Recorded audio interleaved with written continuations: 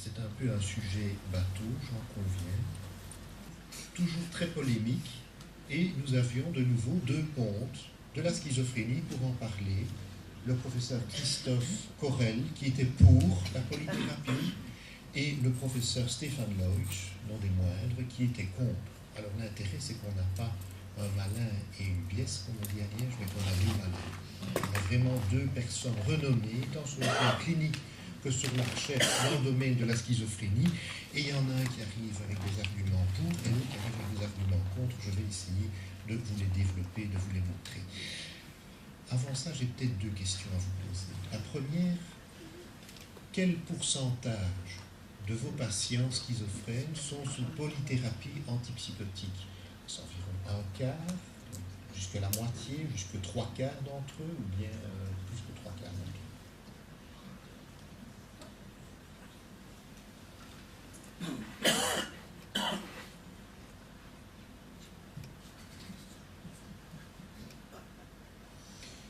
Ok, donc c'est assez réparti. Jusqu'à 25%, c'est environ 40%, mais on voit qu'il y a quand même de 25 à 75%. On retrouve quand même 54% de réponse, donc c'est relativement important. Question suivante. La polythérapie antipsychotique serait-elle plus efficace que la monothérapie antipsychotique dans la schizophrénie? De manière générale, je sais qu'on peut commencer à discuter, mais on va discuter. De manière générale, est-ce que c'est plus efficace? Est-ce que vous avez l'idée que c'est plus efficace?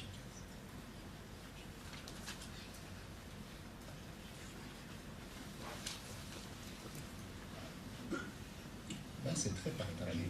Donc, un tout petit peu plus qui pensent que c'est plus efficace. Bon, mais c'est très partagé. Ben, on va voir les arguments de nos deux champions. Commençons par Stéphane Leutsch, le pape des méta-analyses avec les antipsychotiques, qui était contre. Et voici ses arguments. Premier argument contre, il dit la polythérapie, la polypharmacie, c'est une hérésie. C'est une hérésie, notamment en psychiatrie, c'est une hérésie autistique, pratiquement des psychiatres dans le domaine de la médecine, de penser qu'en associant des médicaments, on va nécessairement être plus efficace qu'en utilisant un seul médicament. Bleuler le disait déjà, dit-il, et puis finalement, avec toutes les potions, on croit qu'on a des potions magiques, on fait des cocktails, on pense que ça va être meilleur, mais quelle est vraiment l'évidence de cela, dit-il? Qu'est-ce qui nous donne comme évidence que ça fonctionne mieux? Je suis contre. Je suis contre parce que c'est dangereux, ça augmente les effets secondaires et ça augmente la mortalité chez nos patients. Ah oui, dit-il, ça augmente les problèmes d'effets secondaires en termes de santé publique, ça représente un coût considérable dans la société. C'est vraiment considérable. Et en termes de mortalité, tenez-vous bien, dit-il, chaque fois que vous ajoutez un neuroleptique, vous augmentez le risque relatif de décès de 2,5. En ajoutant des antipsychotiques les uns sur les autres, vous augmentez la mortalité très claire chez nos patients. Je suis contre parce qu'il y a des interactions médicamenteuses et que ça complique la donne, ces interactions médicamenteuses. Et ça peut être dangereux. J'en veux pour preuve un enfant qui est mort.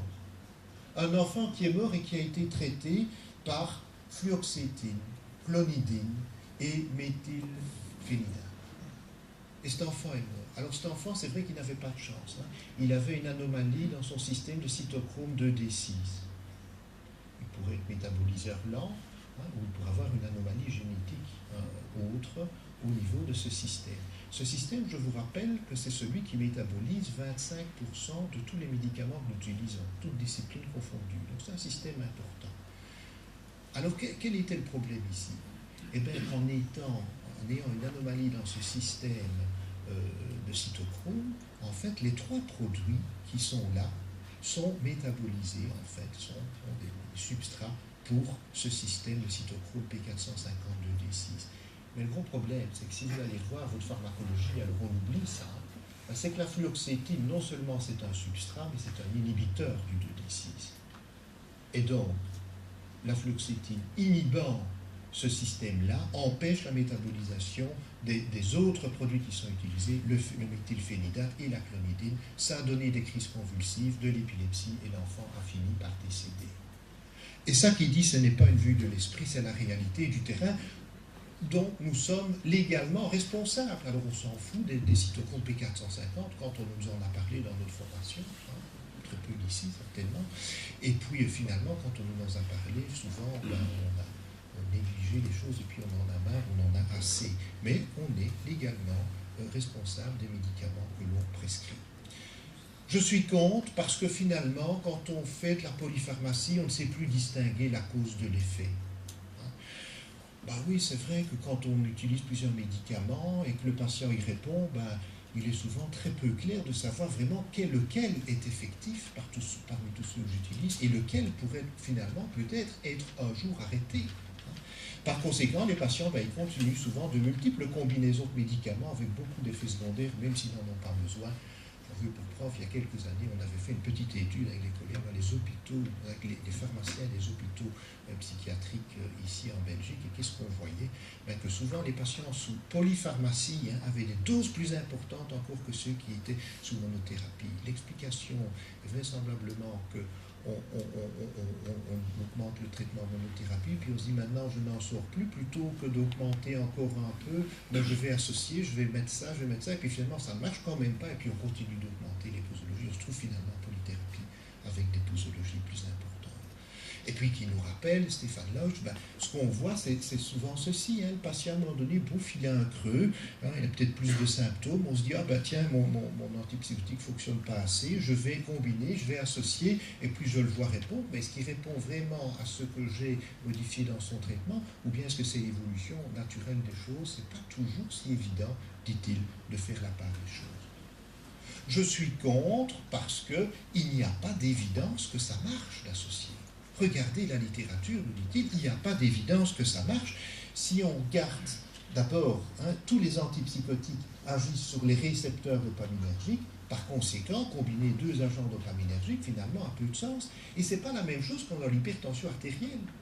Dans l'hypertension artérielle, quand je combine un bêta-bloquant avec un inhibiteur de l'enzyme de conversion, ben, j'attaque le problème par deux voies complètement différentes. Avec les antipsychotiques, oui, d'accord, les profils réceptologiques relatifs sont un peu différents, c'est un peu plus, un peu moins de cela, mais enfin, on n'a quand même pas trouvé moyen, en 2018, de traiter la schizophrénie autrement qu'en bloquant les récepteurs des deux. On n'a pas trouvé. Peut-être qu'on trouvera, mais on n'a pas trouvé à l'heure actuelle. Donc ça n'a pas de sens. Oui, prenons l'aldol par exemple, avec de l'aldol à une posologie finalement moyenne, de 4 à 12 mg par jour, vous bloquez déjà 70 à 90% des D2, alors vous pouvez encore essayer d'ajouter au-dessus de choses, mais finalement, est-ce que c'est vraiment évident que vous allez agir mieux en bloquant plus? Nous ne comprenons déjà pas suffisamment les mécanismes d'action des médicaments isolés. Pourquoi est-ce que la clozapine marcherait mieux que les autres? Il y a plusieurs pistes explicatives pour essayer d'expliquer ça. En tout cas, ce n'est pas la puissance du blocage des deux. C'est pas ça. C'est d'autres choses, mais c'est pas ça. Donc il y a plusieurs hypothèses pour essayer d'expliquer, mais on n'est pas encore parvenu à le faire. Alors si déjà pour un médicament on ne parvient pas à expliquer, alors quand on combine plusieurs choses, c'est encore plus compliqué d'essayer et encore moins rationnel d'essayer de s'en sortir. Et puis je suis contre, parce que ça augmente le problème de compliance. On l'a dit très justement tout à l'heure par rapport à la résistance à la dépression. Pour les antipsychotiques, c'est la même chose. C'est déjà un problème en médecine pour les molécules qu'on utilise en médecine somatique. C'est aussi vrai pour les antidépresseurs et c'est encore plus vrai pour les antipsychotiques. Et vous savez très bien, quand c'est compliqué, quand un schéma de traitement est compliqué, ça diminue la compliance et ça augmente le risque que le traitement soit arrêté. On veut pour preuve, par exemple, si vous vous souvenez, quelques années, quand il y avait la kétiapine hier, par exemple, il n'y avait que celle-là, avec plusieurs administrations par jour, on a vu d'ailleurs, c'est toujours les psychiatres qui ont raison, l'utilisation dans la schizophrénie n'était pratiquement pas utilisée. Quand la forme XR est apparue, ça change déjà les choses. Quand c'est une seule administration par jour, sous 24 heures, ça peut considérablement changer les choses au niveau de la compliance. Et puis je suis contre parce qu'il n'y a pas vraiment une évidence scientifique que ça fonctionne. allons voir les études, allons voir les études, est-ce que vraiment on a de l'évidence que ça marche? Ça ne marche pas dans les études en double aveugle, et ça ne marche pas dans les études qui sont très bien faites. Dans les études randomisées, cliniques, ça ne marche pas. Hein? Oui, l'intérêt qu'on voit, c'est ce qu'on nous dit souvent, hein. Oui, l'intérêt, c'est peut-être, voilà, de réduire la prolactine ou la prise de poids avec ajouter l'aripiprazole. Encore faut-il, s'il vous plaît, ajouter des petites doses d'aripiprazole et pas des doses importantes qui vont déplacer, hein, l'efficacité de l'ose et qui vont rendre plus inefficace. Ou alors peut-être, oui, améliorer un peu les symptômes négatifs en ajoutant de nouveau des petites doses d'aripiprazole. Mais, dit-il, on pourrait aussi peut-être essayer de faire le même résultat, peut-être en diminuant peut-être un peu la dose de celui qui est le principal qu'on utilise. Donc il dit, je n'ai pas vraiment d'évidence que ça fonctionne. En conclusion, moi, Stéphane Lloyd, je suis contre la polythérapie, parce qu'il faut toujours commencer en monothérapie, ça c'est évident. Soyez sceptiques à propos des potions magiques que vous utilisez. Utilisez la clozapine avant la polythérapie, c'est amusant. Hein. C'est amusant parce que ça se retrouve dans toutes les recommandations et personne de nous ne le faisons. On ne le fait pas. On va toujours à la polythérapie avant d'aller à la clozapine.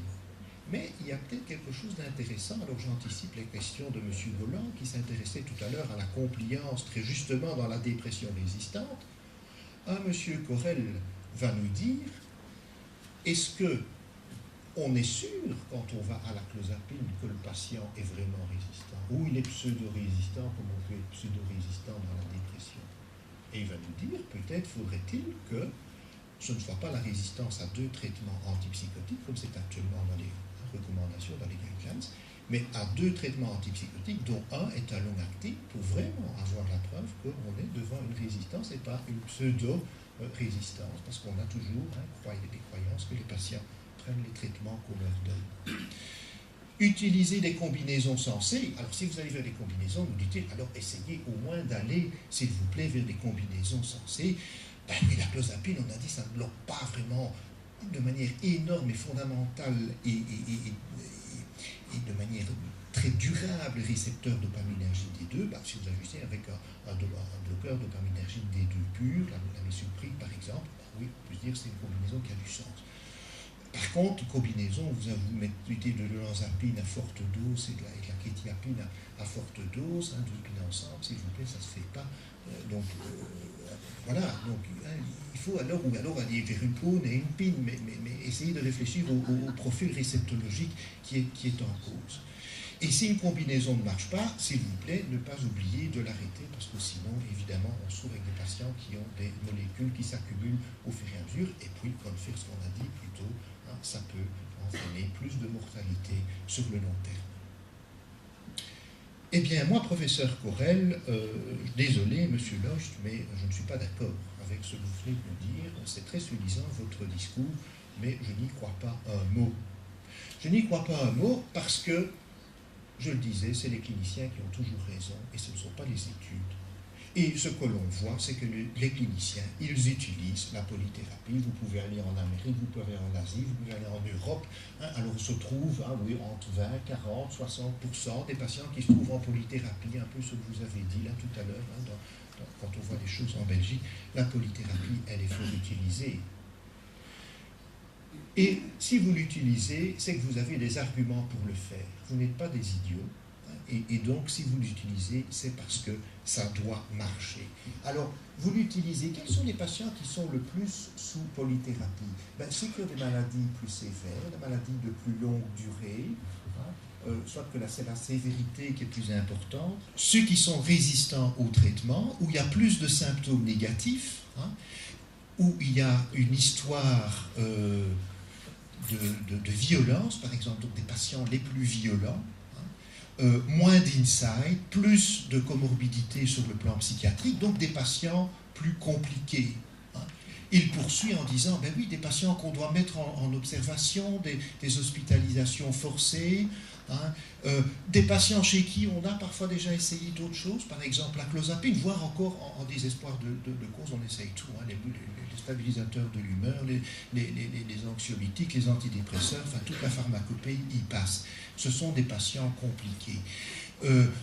Et ce ne sont pas des psychiatres inexpérimentés ou qui viennent de sortir de leurs études qui utilisent la polythérapie le plus. Ce sont des seniors et ce sont des médecins qui suivent ces patients depuis plus de 2 ans. Donc on peut imaginer qu'ils les connaissent et qu'ils les connaissent bien.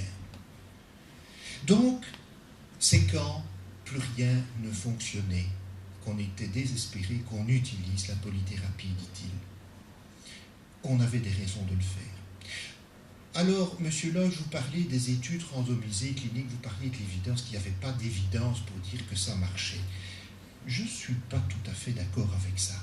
D'abord, si vous regardez la littérature, oui, il y a quand même des études, des méta-analyses de plusieurs études randomisées cliniques qui montrent qu'il peut y avoir un intérêt de la polythérapie par rapport à la monothérapie. Mais c'est vrai, j'en conviens, vous disiez la qualité des études. Ben oui, on retrouve par exemple polythérapie avec la clozapine versus monothérapie, que oui, dans les études ouvertes, le signal semble bien meilleur, alors que dans les études randomisées cliniques, là, le signal est noyé. On n'a pas d'argument pour dire que la polythérapie est plus efficace que la monothérapie. Effectivement, de nouveau ici, dans une autre méta-analyse, on retrouve la même chose. Quand on regarde dans les études de bonne qualité, effectivement, le signal est rouge, c'est pas plus efficace qu'en monothérapie. Par contre, dans les études ouvertes, eh bien, il y a clairement un signal en faveur de la polythérapie. Mais, comme je disais tout à l'heure, la réalité que nous voyons, nous ne voyons pas les patients qui rentrent dans les études. La plupart de nos patients ne rentreraient pas dans les études. Nous voyons surtout les patients de la vie de tous les jours, peut-être, et qu'il y a certainement un sous-groupe de patients sévères, peut-être plus sévères, pour lesquels la polythérapie pourrait fonctionner. Donc les études naturalistiques sont quand même les études qui sont le plus proches du terrain des patients que nous voyons dans notre vie de tous les jours. Et puis, je redis de nouveau, M. Lodge, quand vous dites que les études randomisées cliniques ne montrent pas de signal, ce n'est pas vrai. Regardez ici une étude où les patients qui étaient en polythérapie, on les a randomisés. La moitié sont restés en polythérapie et la moitié sont passés en monothérapie. Et puis on regarde ce qu'il en est des rechutes, on regarde ce qui se passe au niveau des PANS, et bien clairement ceux qui sont restés sous polythérapie rechutaient moins que ceux qui étaient repassés sous monothérapie. Donc, M. Lodge, ce n'est pas vrai qu'il y a aussi des études randomisées bien conduites qui montrent qu'il peut y avoir un signal. Et puis, vous parliez des effets secondaires. Alors, c'est vrai, quand on combine, on risque d'augmenter les effets secondaires. Mais vous savez, on peut aller au niveau scientifique chercher les réalités qu'on veut. Vous montriez ça, mais je pourrais aussi vous montrer qu'il y a de nombreuses études qui montrent que parfois, la polythérapie arrive à moins d'effets secondaires qu'en monothérapie. Donc, ce que vous disiez, je peux vous renverser la question. Et c'est vrai, vous disiez tout à l'heure, l'intérêt de l'aripiprazole sur la diminution de la prolactine, voire au niveau du poids, des contrôles métaboliques. C'est vrai qu'à petite dose, c'est quelque chose qui est décrit dans lequel il y a des données. Donc, en plus de ça, on ne peut pas dire que la polypharmacie, que toutes les molécules sont égales entre elles. Je vous l'ai montré tout à l'heure. Il y a des combinaisons qui peuvent être plus intéressantes que d'autres. En conclusion, moi, M. Correl, je suis pour la polypharmacie. Pourquoi? Parce que d'abord, elle est courante en pratique clinique et les psychiatres ne s'y trompent pas. Que les patients les plus atteints et complexes pour lesquels les guidelines s'arrêtent, pour ceux-là, souvent, on est content d'avoir encore la polythérapie pour essayer de s'en sortir. Que tous les patients ne sont pas éligibles non plus pour la clozapine. C'est vrai que la clozapine, c'est bien, mais bon, il y a aussi des effets secondaires, il y a aussi les difficultés de suivi, il y a aussi toute une série d'autres choses qu'il faut prendre en considération. Évidence d'efficacité supérieure, elle existe dans les études ouvertes qui reflètent le monde réel. Donc c'est pour moi qui dit je fais plus confiance aux études ouvertes qu'aux études randomisées contrôlées. Et pourtant, il y a aussi les résultats des études randomisées contrôlées, hein, qui sont limitées aux patients qui sont finalement capables de participer à ce type d'études, qui ne reflètent pas notre pratique de tous les jours. Je suis aussi pour, parce que toutes les combinaisons finalement ne sont pas équivalentes. Certaines marchent sur les symptômes négatifs, d'autres peuvent réduire les effets secondaires. Et donc l'idée, c'est qu'il faut bien, quand on combine, il faut essayer surtout de bien combiner. Et au-delà de notre liste, les études de discontinuation montrent finalement qu'il y a bien un sous-groupe de patients qui pourraient bénéficier de cette polypharmacie antipsychotique. Donc dire que ça ne sert à rien, ce n'est pas le cas. Je vous repose pour terminer cette question, après avoir entendu les arguments de l'un et l'autre, est-ce que la polythérapie antipsychotique vous semble, après l'exposé, plus efficace que la monothérapie antipsychotique dans la schizophrénie?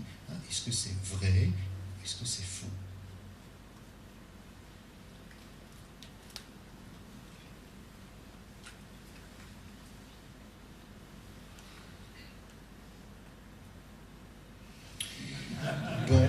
Je pense que Stéphane Leucht a été un peu plus convaincant que M. Correl. Bon, voilà, c'est la vie, c'est comme ça. C'est comme ça. Voilà, je vous remercie pour votre attention.